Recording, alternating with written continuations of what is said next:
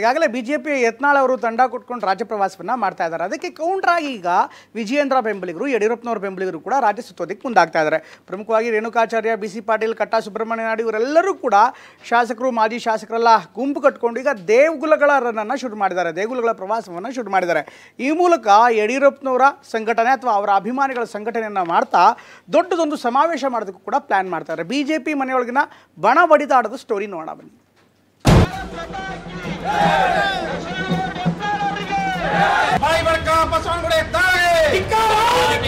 ನಿಮ್ಮ ನಡವಳಿಕೆ ಬದಲಾವಣೆ ಆಗಬೇಕು. ಆಗದೇ ಇದ್ರೆ ಮುಲಾಜಿಲ್ಲ ಪಕ್ಷದ ಉಚ್ಚಾಟನೆ ಮಾಡ್ಬೇಕಂತ ಹೇಳಿ ಒತ್ತಾಯ ಮಾಡ್ತೀನಿ. ಇಂಥ ಲಪುಟ್ ನನ್ನ ಮಕ್ಕಳದು ನಮ್ಗೆ ಏನೋ ಪ್ರತಿಕ್ರಿಯೆ ಕೇಳಬೇಡ್ರಿ.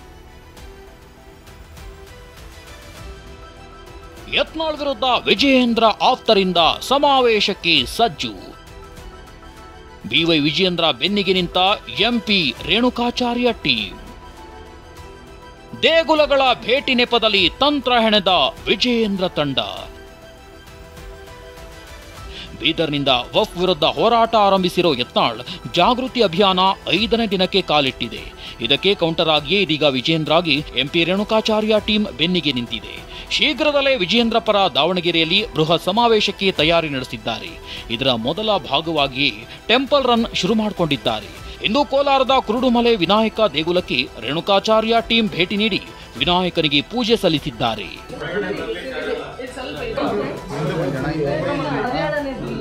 ಕೋಲಾರ ಭೇಟಿಗೂ ಮುನ್ನ ಯತ್ನಾಳ್ ವಿರುದ್ಧ ರೇಣುಕಾಚಾರ್ಯ ಬೆಂಕಿಯಂತ ಮಾತುಗಳನ್ನಾಡಿದ್ದಾರೆ. ರೇಣುಕಾಚಾರ್ಯ ಮಾತಿಗೂ ವಿಜಯಪುರ ಶಾಸಕ ಯತ್ನಾಳ್ ಕೌಂಟರ್ ಮೇಲೆ ಕೌಂಟರ್ ಕೊಟ್ಟಿದ್ದಾರೆ. ಹರಕುಬಾಯಿ ನಿಲ್ಲಿಸಬೇಕು ಅಂತ ರೇಣುಕಾಚಾರ್ಯಗೆ ಮಾನ ಮರ್ಯಾದೆ ಪಾಠ ಮಾಡಿದ್ದಾರೆ. ಬಿ.ಸಿ. ಪಾಟೀಲ್ ಕೂಡ ಆಕ್ರೋಶ ವ್ಯಕ್ತಪಡಿಸಿದ್ರು. ಹರಕುಬಾಯಿ ನಿಲ್ಲಿಸಬೇಕು. ರಾಜ್ಯ ಜನರಿಗೆ ಅನುಮಾನ ಬರ್ತಾ ಇದೆ, ಯಾರೋ ನಾಯಕರು, ಕೇಂದ್ರ ನಾಯಕರು ಅಂತೇಳಿ. ನೀ ಹೇಳ್ಬೇಕಲ್ಲ ಹೆಸರು ತಾಕತ್ತಿದ್ರೆ. ನಿಮ್ಮ ನಡವಳಿಕೆ ಬದಲಾವಣೆ ಆಗಬೇಕು. ದಾವಣಗೆರೆ ದೊಡ್ಡ ಸಮಾವೇಶ ಮಾಡ್ತೀವಿ ಮತ್ತು ಇಂಥರ ಮುಲಾಜಿಲ್ಲ ಪಕ್ಷದ ಉಚ್ಚಾಟನೆ ಮಾಡ್ಬೇಕಂತ ಹೇಳಿ ಒತ್ತಾಯ ಮಾಡ್ತೀನಿ. ಇಂಥ ಲಪುಟ್ ನನ್ನ ಮಕ್ಕಳದು ನಮ್ಗೆ ಏನೋ ಪ್ರತಿಕ್ರಿಯೆ ಕೇಳಬೇಡ್ರಿ. ಚಲೋ ಏನಾರ ರಾಜಕಾರಣದಾಗ ಸ್ವಲ್ಪ ಏನಾರೇ ಮಾನ ಮರ್ಯಾದೆ ಇದ್ದವ್ರದ್ದು ಕೇಳ್ರಿ. ಅವ್ರಿಗೆ ಯಾರ ಬಗ್ಗೆ ಮಾತಾಡಿದ್ರು ಕೂಡ ಅವ್ರದ್ದು ಗೊತ್ತು, ಅವ್ರು ತೆಗಿತೀರಿ. ಏನ್ ತೆಗಿತೀರಿ ನೀವು? ನಿಮ್ಮ ತಕ್ಕಂತ ಹೋದ್ರೆ ನೀವು ಇಲ್ಲೆಲ್ಲೂ ಓಡಾಡಕ್ ಆಗಲ್ಲ.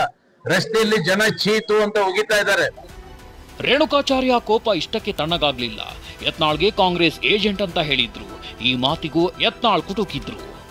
ನಿಮ್ಮ ಹರಕುಬಾಯಿ, ನಿಮ್ಮ ವಲಸು ನಾಯಿಗಳಿಂದ 2023 ಭಾರತೀಯ ಜನತಾ ಪಾರ್ಟಿ ಸೋಲಿಗೆ ನೀವೇ ಕಾರಣ.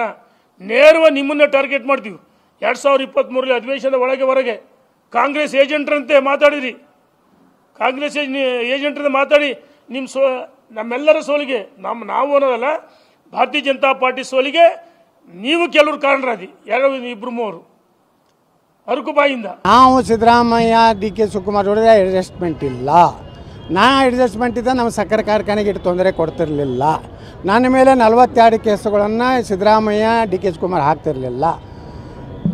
ವಿಜಯೇಂದ್ರ ಮ್ಯಾಗ ಒಂದು ಕೇಸ್ ಹಾಕಿಲ್ಲ. ಯಡಿಯೂರಪ್ಪನವ್ರದ್ದು ಇನ್ನೂ ಎಷ್ಟೋ ಗಂಭೀರ ಪ್ರಕರಣ ಇದ್ರು ಇನ್ನೂ ಮುಚ್ಚಿಟ್ಟಿದ್ರು.